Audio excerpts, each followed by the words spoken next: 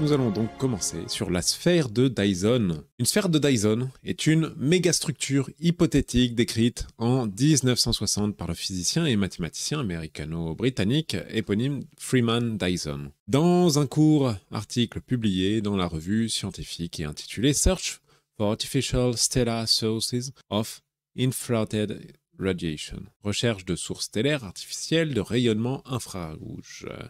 Cette structure d'astro-ingénierie consiste en une sphère de matière artificielle et creuse située autour d'une étoile et conçue pour en capturer presque toute l'énergie émise pour une utilisation industrielle. Dyson nomme également cette structure biosphère artificielle. Bien que Dyson ait été le premier à formaliser et populariser ce concept, auquel son nom reste attaché pour cette raison, l'idée lui est venue en 1945 après la lecture du roman de science-fiction Starmaker d'Olaf Stapleton, paru 8 ans plus tôt. Dyson a également été influencé par la sphère imaginée par le Britannique John Demon Bertal en 1929. Dans son article, Dyson explique qu'une telle sphère est un moyen idéal pour une civilisation très avancée de faire face à un accroissement démographique exponentiel. Il la décrit comme une coquille enserrant son étoile parente, captant la quasi-intégralité de sa radiation stellaire. Dyson explique que de telles sphères pourraient aussi abriter des structures d'habitation. Enfin, il recommande d'observer la galaxie dans l'infrarouge afin de détecter de possibles sphères dans notre galaxie. Dyson, mais aussi d'autres auteurs après lui, ont décrit les propriétés de cette sphère, aussi bien concernant sa position, sa température, sa localisation au sein de son système solaire, que sa capacité de déplacement.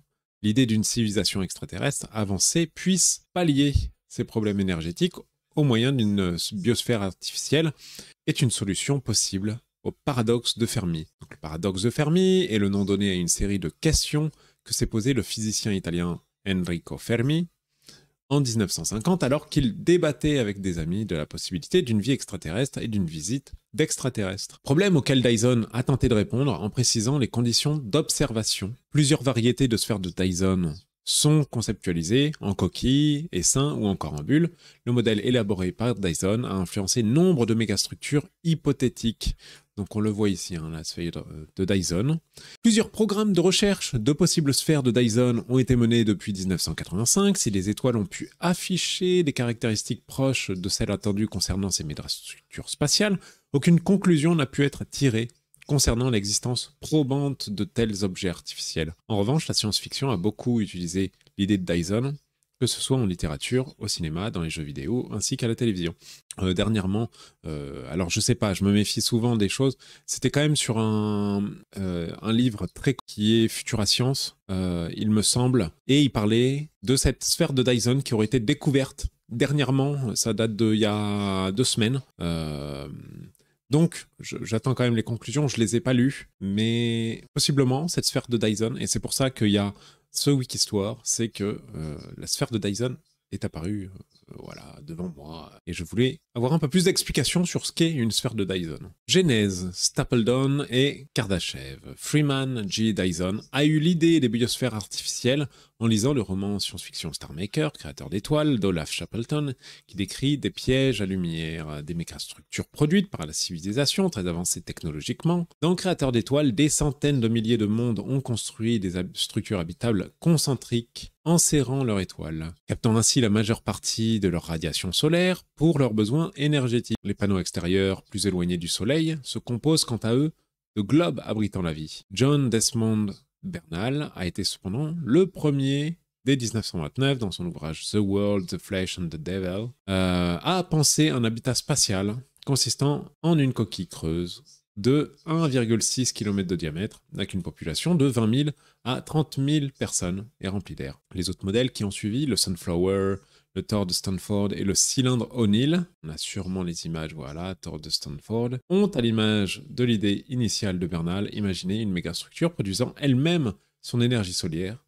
L'écrivain de science-fiction Raymond Z. Gallen imagine quant à lui, dans East of Man, puis dans Raiders of Saturn's Ring, comment l'humanité pourrait démanteler des planètes entières pour fabriquer des anneaux dans lesquels les terriens vivraient en orbite autour du Soleil. Revenant sur ces récits, Galoun se considère comme l'un des précurseurs de la théorie de Dyson. Dyson a également connaissance des travaux de l'astronome russe Nikolai Kardashev, né en 25 avril 1932 à Moscou et mort le 3 août 2019 à Moscou, est un astrophysicien soviétique puis russe.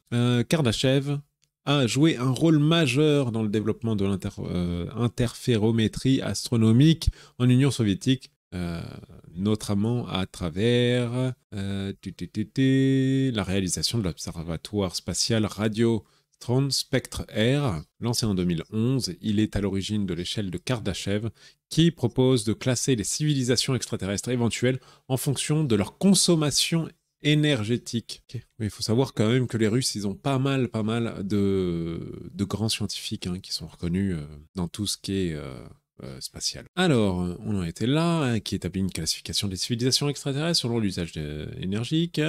Une civilisation de type 1 est capable d'utiliser toute énergie disponible sur sa planète d'origine, approximativement une puissance de 1,74 x 10 puissance 17 watts, soit équivalent de 100 millions de réacteurs nucléaires comme l'EPR. L'EPR, bon, c'est ce qu'on utilise, il me semble, en France. Voilà, réacteur pressurisé européen ou EPR est un réacteur nucléaire appartenant à la filière des réacteurs à eau pressurisée. Une civilisation de type 2 doit s'avérer capable de collecter toute l'énergie de son étoile centrale, soit une puissance valant à peu près 10 puissance 26 watts. Une sphère de Dyson appartient donc au type 2. Enfin, une civilisation de type 3 a à sa disposition toute l'énergie émise par la galaxie dans laquelle elle est située, soit près de 10 puissance 36 watts. S'appuyant sur cette échelle, Dyson a calculé qu'une société avec 1% de croissance économique annuelle peut atteindre le type 2 en 2500 ans, c'est-à-dire qu'elle est susceptible de puiser directement et intégralement son énergie de son étoile. Est-ce qu'on va lire ça? Search for artificial stellar sources on infrared radiation. Donc là, on voit Freeman G. Dyson en photo, mathématicien et physicien, propose l'hypothèse des mégastructures, part du postulat que les civilisations extraterrestres ont une avance technologique sur l'humanité. Il est donc plus que probable que de tels êtres observés par nous auront existé depuis des millions d'années et auront atteint un niveau technologique surpassant le nôtre par de nombreux ordres de magnitude. Une hypothèse de travail raisonnable est alors que leur habitat se sera étendu jusqu'aux limites fixées par les principes malthusiens. Alors, je ne sais pas ce que c'est ça. Malthusien. Dyson postule ensuite que les civilisations extraterrestres possèdent un système solaire semblable au nôtre. En prenant notre propre système solaire comme modèle, nous atteindrons au moins une image possible de ce qui pourrait normalement arriver ailleurs.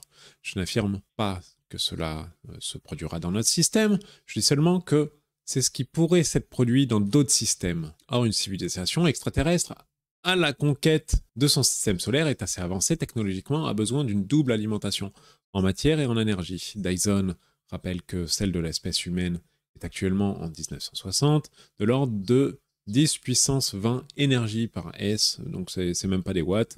Cependant, les quantités de matière et d'énergie dont on pourrait imaginer qu'elles nous deviennent accessibles au sein du système solaire sont 2 fois 10 puissance 30 la masse de Jupiter et 4 fois 10 puissance 33 ERGS, la fusion totale de l'énergie solaire. Dyson évoque donc deux solutions accessibles à cette civilisation hautement avancée au sein de son système solaire: son étoile, le Soleil dans le cas de la Terre, son énergie et sa géante gazeuse Jupiter le cas échéant pour sa matière. La masse de la géante gazeuse, une fois manipulée à cette fin, permettrait de créer une mégastructure apte à capter l'énergie de l'étoile. Toutefois, la manipulation technologique permettant d'utiliser cette source nécessite elle-même de l'énergie. Dyson imagine en effet de désassembler et de réarranger une planète de la taille de Jupiter et estime cette opération à environ 10 puissance 44 ERGS, c'est-à-dire une quantité d'énergie égale à celle radiée par le Soleil en 800 ans. Enfin, la masse de Jupiter, si elle est distribuée dans une coque sphérique en tournant autour du Soleil au double de sa distance d'où s'y trouve la Terre, aurait une épaisseur telle que la masse, je ne vais pas le lire, et une coque de cette épaisseur pourrait être rendue habitable avec confort et pourrait contenir toute la machinerie nécessaire à l'exploitation ou la radiation solaire tombant dessus depuis l'intérieur. Le physicien revient sur la nécessité civilisationnelle que cette mégastructure, expliquant comment l'accroissement démographique a pu motiver la construction d'une biosphère artificielle, sauf accident, les pressions malthusiennes finiront par amener les espèces intelligentes à adopter une telle exploitation efficace des ressources à leur disposition. On devrait s'attendre à ce que dans les quelques milliers d'années de son entrée dans l'étape de développement industriel, toute espèce intelligente se retrouve à occuper une biosphère artificielle entourant complètement son étoile parente. Plus aux étoiles visibles, mais en étendant l'investigation aux sources d'émissions infrarouges, qu'il nomme étoiles infrarouges. En effet, l'habitat le plus probable pour de tels êtres serait un objet sombre, une taille comparable à celle de l'orbite terrestre et d'une température de la surface de 200 K à 300, j'imagine Kelvin.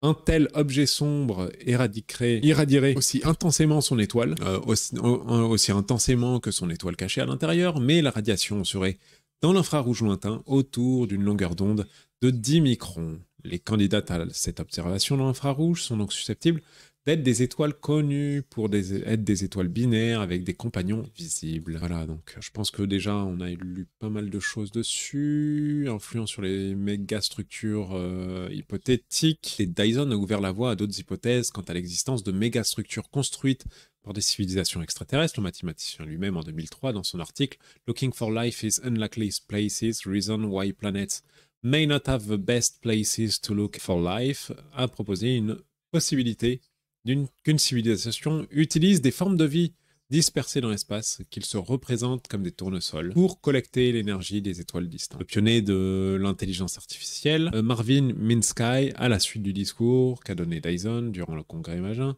suggère que des ordinateurs évolués pourraient tirer profit de la température du fond de rayonnement cosmique micro-ondes pour dissiper la chaleur. Ces projets, qui peuvent être appelés d'astro-ingénierie, méga-projets ou encore macro-projets spatiaux, incluent aussi l'idée des cerveaux de Jupiter's Brain, élaboré par Anders Sandberg en 1999, suivi par celle de Robert G.